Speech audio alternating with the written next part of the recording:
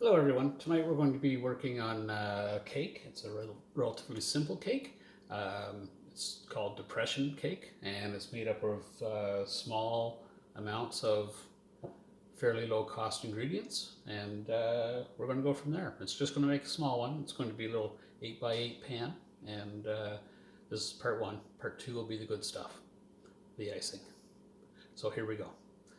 First of all, we have our oven turned on to 350 degrees Fahrenheit, and I have all my ingredients laid out. My mise en place is done.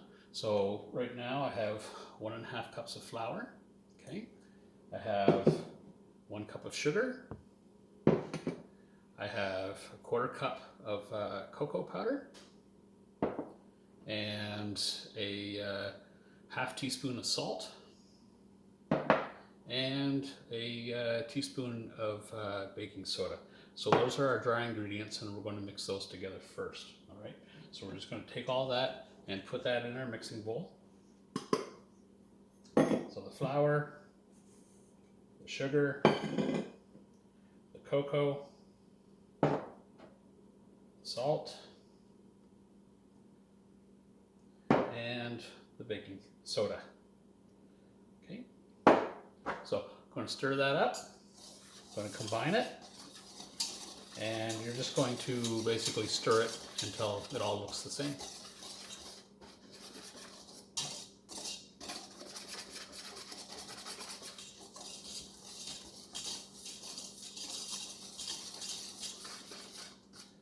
So you can see with all the cocoa mixed in that it has got a little brown color to it, and you have some little brown bits of cocoa in there that haven't broken up, but that's all right.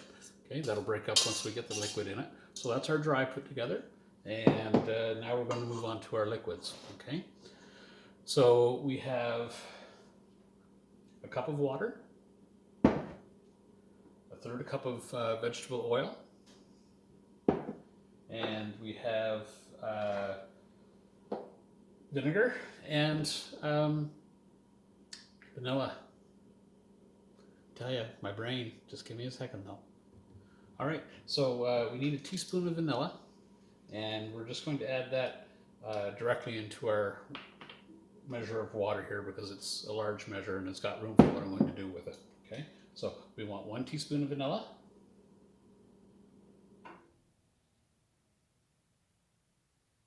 I'm going to put that in.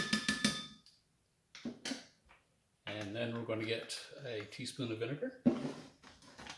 And the vinegar is what's going to activate the baking soda in our recipe. Okay.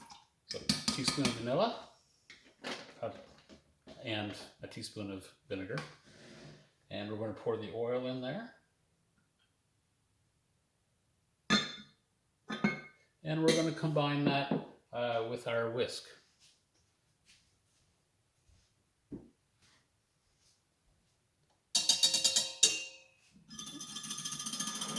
Now what we do after that, we're going to add our wet ingredients to our dry. So you're going to stir your oil and water and vinegar and vanilla up so it looks homogeneous. It's this weird yellow color. And we're going to add that to our dry. Okay. And we're going to stir that until it's smooth and there's no lumps.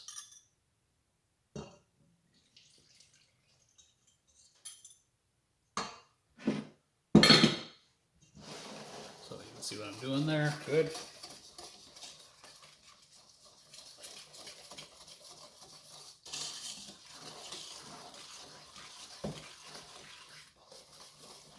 Okay. So right now it's kind of lumpy. We want to keep going until that's smooth.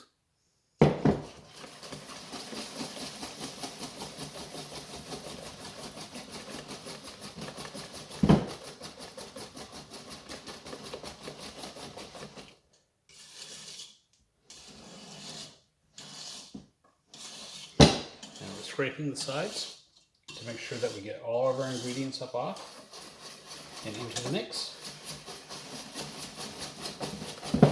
And lo and behold, we have a nice smooth cake batter. We're going to pour that into a 8x8 greased pan. You can certainly use parchment paper if you want. It's probably the better way to go. But oil is what I have right at the moment.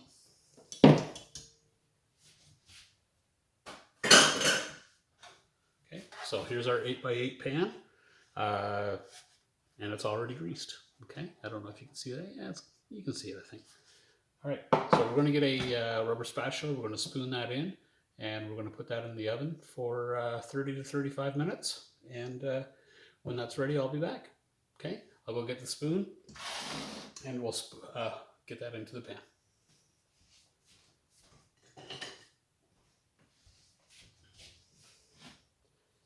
So scrape the sides of your mixing bowl to make sure you get everything out.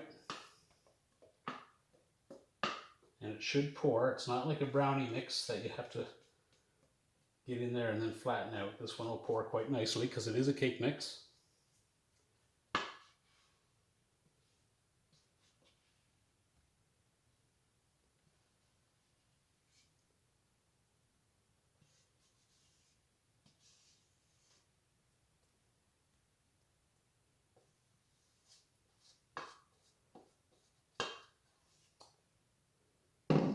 Okay, so that's ready to go in the oven.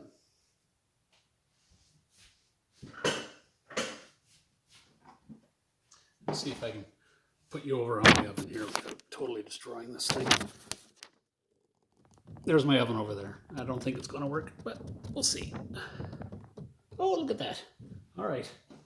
So just take that, put it in the oven, and as I said, 30 to 35 minutes. We'll set the timer for 30, and we'll check it at the 30-minute mark so that we'll be pretty sure that it won't burn, and we'll check it with a toothpick. And we'll come back when that's ready. All right? That'll be part 2. See ya.